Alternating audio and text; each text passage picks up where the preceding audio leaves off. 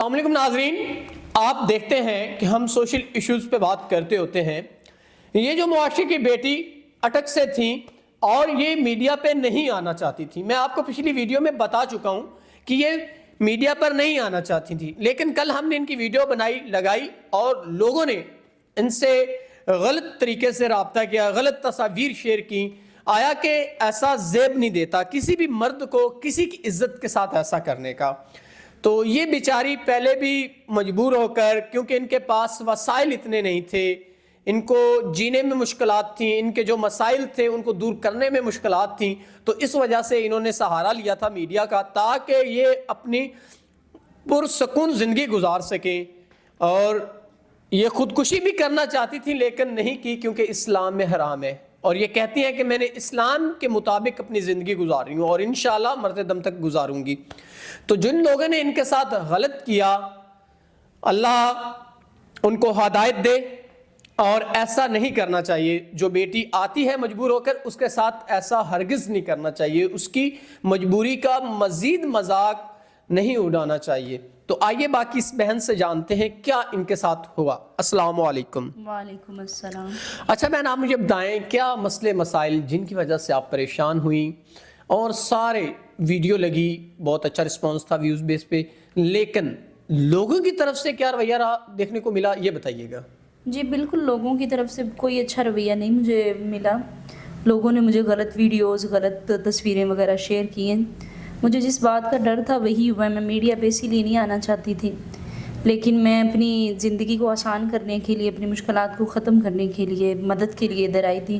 تو مجھے بہت ادھر سے دکھ ہوا ہے، بہت افسوس ہوا ہے اس بات کا۔ تو لوگوں نے آپ کے ساتھ کس طرح کا غلط رویہ اختیار کیا؟ لوگوں نے غلط ڈیمانڈس بتائی ہیں، تو انہوں نے غلط تصویریں وغیرہ شیئر کی ہیں، غلط ویڈیوز بھیجی ہیں، تو ویڈیو کال پہ، اور یہ اس طرح کا انہوں نے کہا۔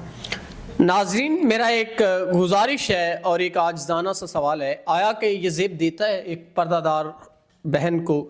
آپ اس طرح کہیں کہ ویڈیو کال پہ آئیں، نکاح سے پہلے یہ کریں وہ کریں، چلو نکاح ہو جائے اس کے بعد تو وہ ایک اسلامی طریقے سے بھی، اسلام بھی اس بات کی اجازت دیتا ہے، لیکن نکاح سے پہلے ان سے جو ڈیمانڈز کی گئیں کہ ہم آپ کے تمام تر مسائل حل کرتے ہیں، جو بھی آپ کے 3-4 لاکھ کے ہیں، لیکن ہم پہلے جو آپ کے مسئلے مسائل ہیں وہ تب حل کریں گے، لیکن آپ ہمیں ویڈیو کال پہ آئیں، ہم سے غلط طریقے سے بات کریں۔ نعوذ باللہ، ان کو یہ زیب نہیں دیتا تھا، اور نہ ہی ایسا کرنا چاہیے کسی بہن کے ساتھ جو مجبور ہو کر میڈیا پہ آتی ہے۔ بہن، دنیا میں برے بھی لوگ ہیں اور اچھے بھی لوگ ہیں۔ اگر کوئی نیک انسان جو آپ کے معاملات زندگی کو بہتر طریقے سے حل کر سکے، آپ کو تحفظ دے سکے، تو آپ کا اس بارے میں کیا خیال ہے؟ بالکل، اگر کوئی نیک انسان میری مدد کرے گا اسلامی طریقوں سے اور دین اور مذہب کے لحاظ سے میری مدد کرے گا، مجھ سے اس مشکل سے نکلوائے گا، تو میں ضرور اس کے ساتھ نکاح کروں۔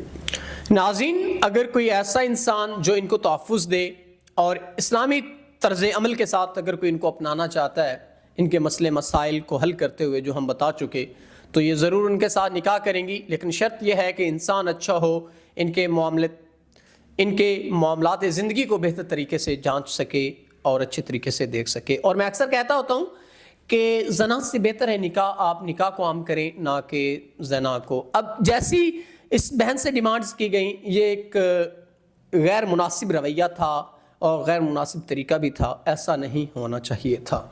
تو جو لوگ جس مقصد کے لیے آتے ہیں، آپ اس مقصد کے لیے ان سے بات کیا کریں، نہ کہ ان کو تنگ کیا کریں۔ تو امید کرتے ہیں کہ کوئی نیک انسان ان سے ضرور نکاح کرے گا تاکہ ان کی مزید جو بھی پریشانیاں ہیں کم ہو سکیں۔ تو اسی کے ساتھ آپ اپنے میزبان نواب احمد کو دیں اجازت۔ خدا حافظ۔